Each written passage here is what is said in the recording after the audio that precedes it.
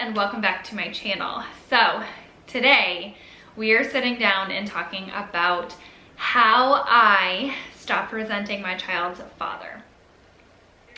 So I'm assuming if you guys are here, you either want to do the same thing, you're wondering how does that work, how does co-parenting work, how are you able to tolerate being in the same room together, how are you okay with going to do things with your daughter and him as just like a family, even though we're not together.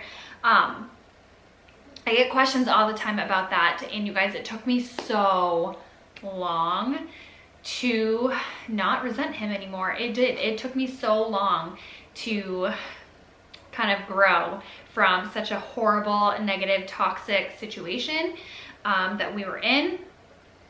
It was really horrible. I'm not going to dive into like why,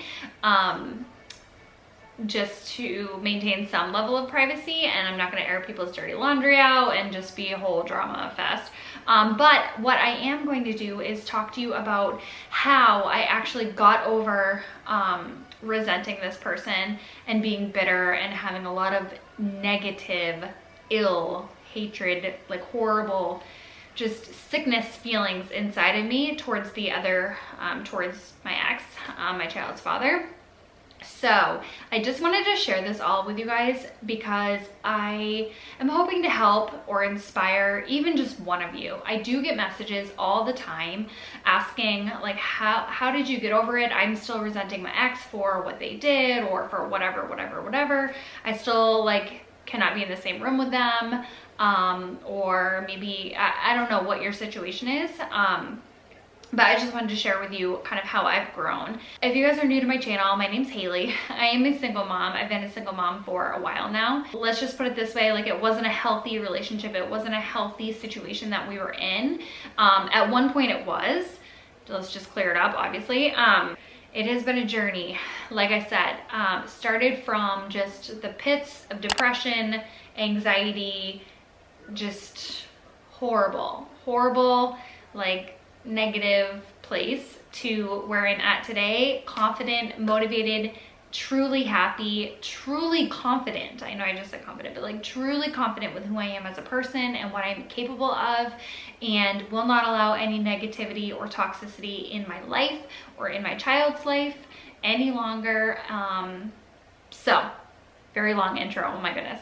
All right, you guys, without further ado, I'm going to jump into a list. I did write down some notes because I am a rambly person, as you can tell by this intro.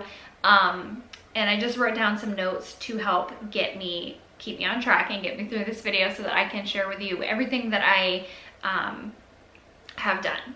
Okay? If you guys like this video, definitely give it a thumbs up. If you are having a bad time in your life, that is okay. Let's grow, let's change this, and there is a light at the end of the tunnel. I promise you, you can be totally and completely happy no matter what the situation is. You need to love yourself. Okay, let's move along with this video. The very first thing that I did the moment we no longer lived together, that very night, I started adding that person to my prayers. And I know that sounds so cliche. Pray about someone who is being negative towards you. Like if you receive a negative comment, if someone's mean to you, you pray about them.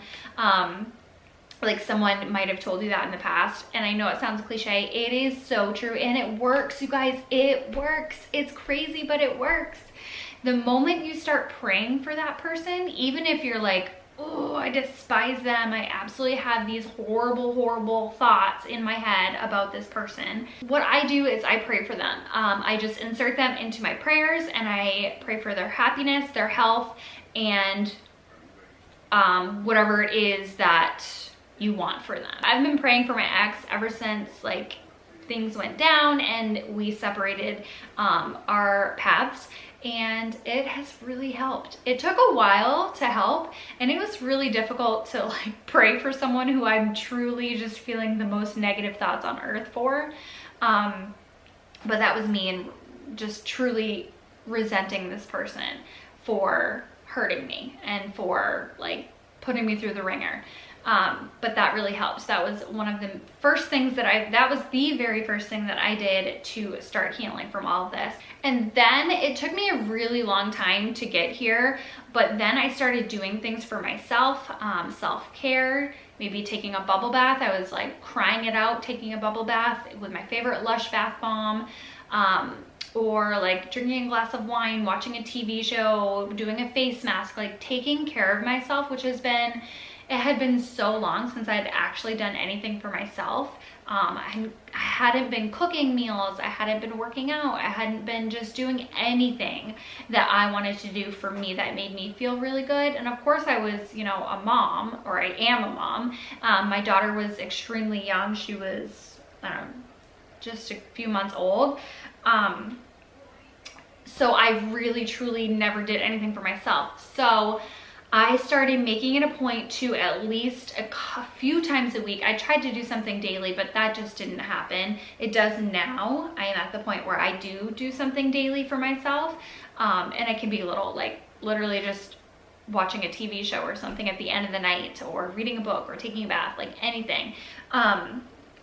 But I started with a couple of times a week, making it a point to do something for myself, whether that means wake up a half hour before my child so that I can get ready, or drink a hot coffee, watch the news, just whatever it is that makes you happy, do it. Do something for yourself. If it means going for a walk, taking a breather, like breathing in fresh air, gardening, reading a good book, whatever it means to you to be happy and do something that takes care of you, do it.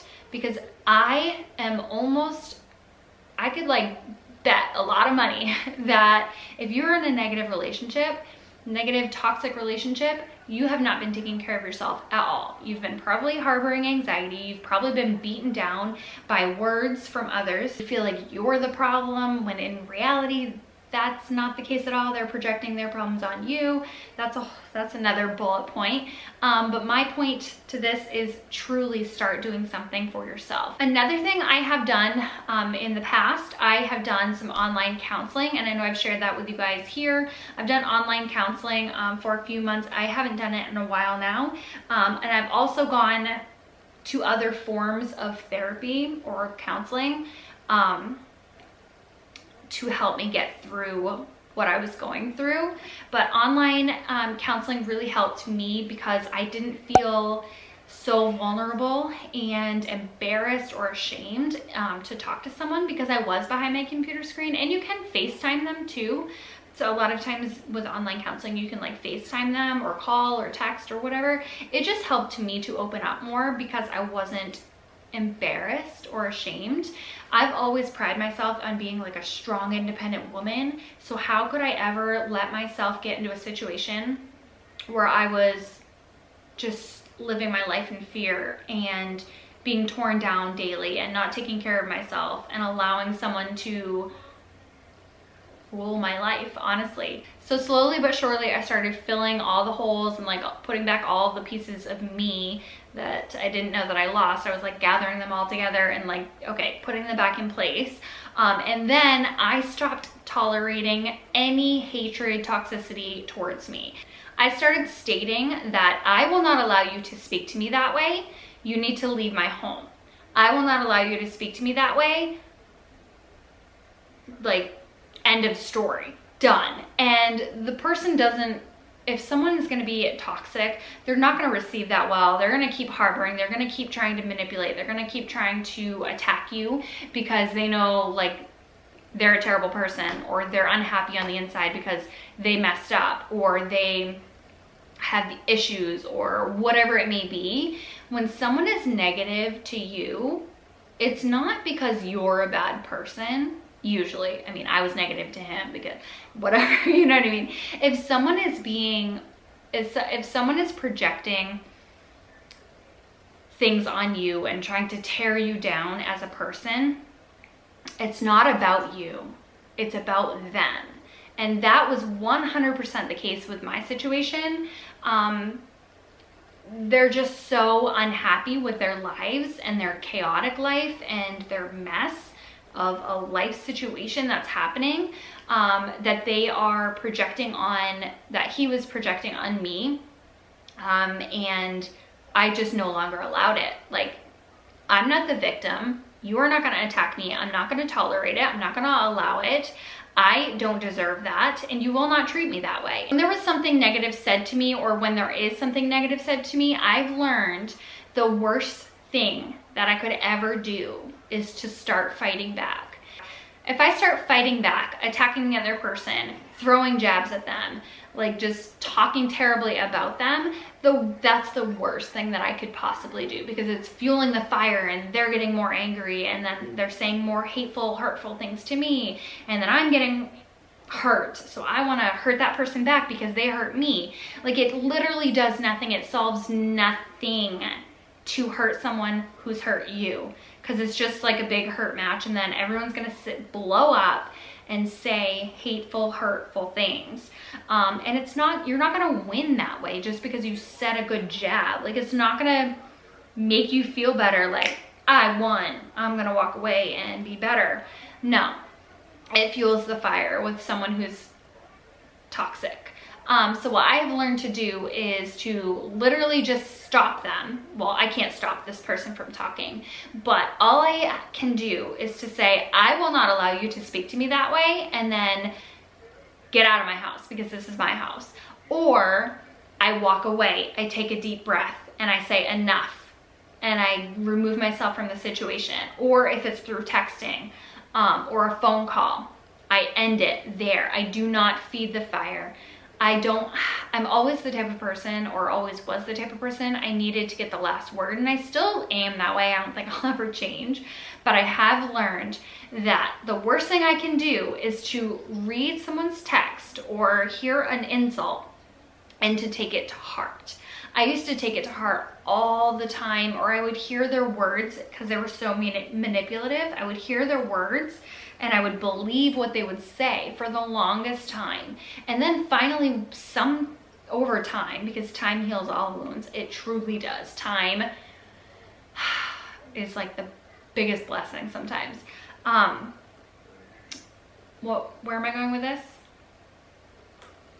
Eventually, I just stopped believing that person, or I just finally said, okay, let it be. If you're gonna throw these threats at me, let it be. I'm gonna see where life takes me. I'm gonna believe in God. I'm gonna just trust the universe and the path that I'm on. And sure, you say you're gonna do this, do it. And it never happened. It's called manipulation. If you're dealing with someone who's manipulative, you know that they never follow through. And if you are in a harmful situation, this is totally different. I was not in a life-threatening situation. Totally different. Please, like, don't listen to what I'm saying, because I don't know that situation. I knew that it was just all empty threats out of fear and just being so unhappy with their lives. So I just stopped believing it. I stopped feeding into it. I stopped replying to it. One of the best things you can do with someone who is a narcissist, toxic, manipulative, insert your adjective here, negative human being, one of the best things you can do is to just don't reply. Don't feed into it. If you engage, it's the worst thing you can possibly do.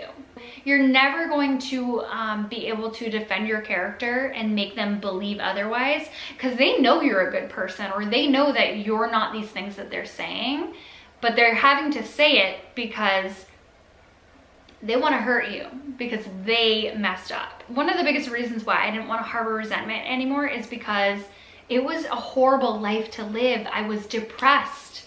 I just was unmotivated, exhausted. When you harbor resentment towards someone, it is so exhausting, because you're thinking about them 24/7 or all the time, and you don't want to think about them because you have ill feelings towards them, or you're not together, or whatever. If they cheated on you, if they left you, whatever the situation is.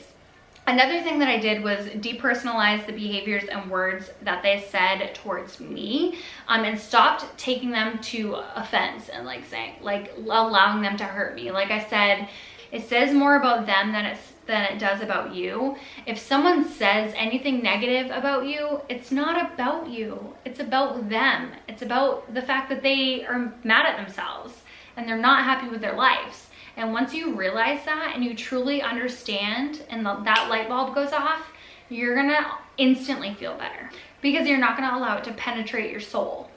Whereas before you might have, if you resent someone. Another thing that I did was stop allowing fear to control me. Again, fear of losing my child, which is so ridiculous. Like, would never happen.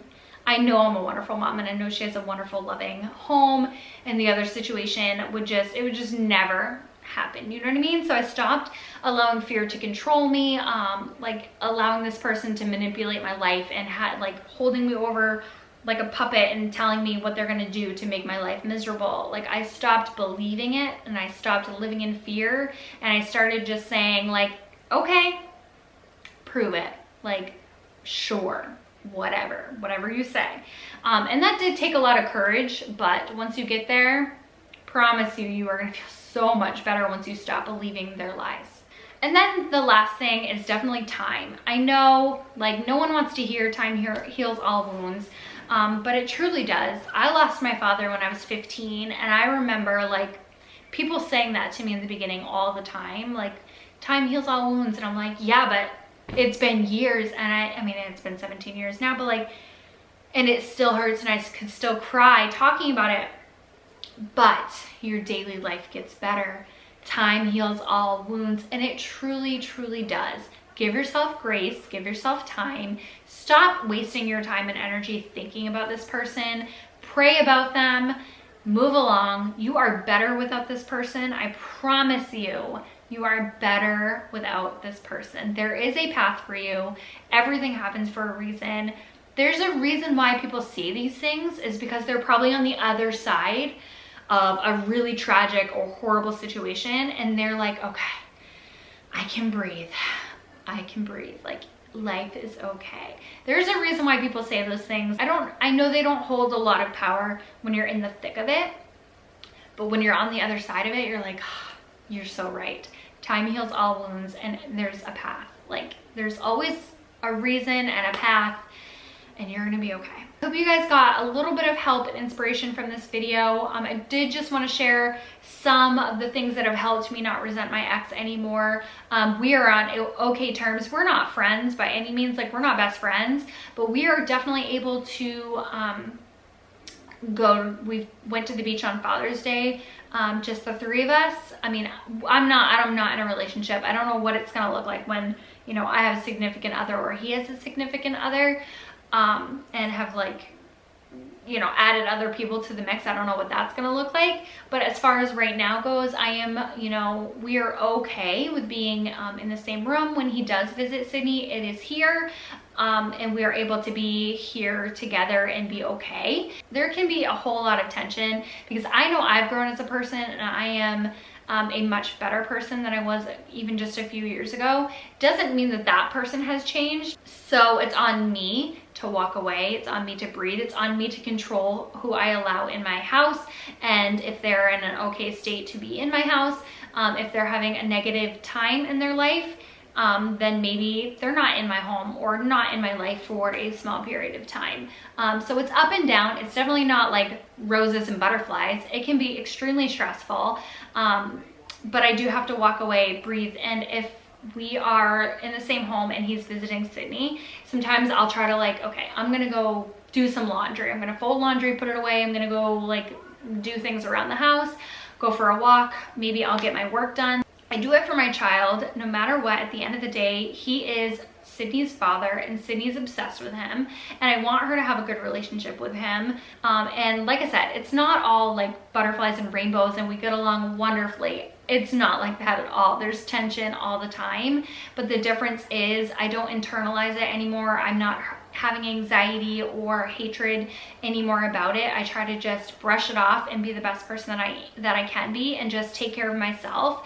And also, another thing I wanted to add that I forgot to add, if you are being torn down by your ex, or you were when you were in a relationship, or you still are by your ex, don't believe it. I never realized how much I could do for myself because I was just told how difficult it would be, and I would need to hire someone, and I would need to pay this much money, and I would need this and that. You can't do that. But once I started doing these things for myself, I'm like, oh my gosh, It's easy. You can Google it, you can YouTube it, whatever, because I own my own home. I'm just speaking about that.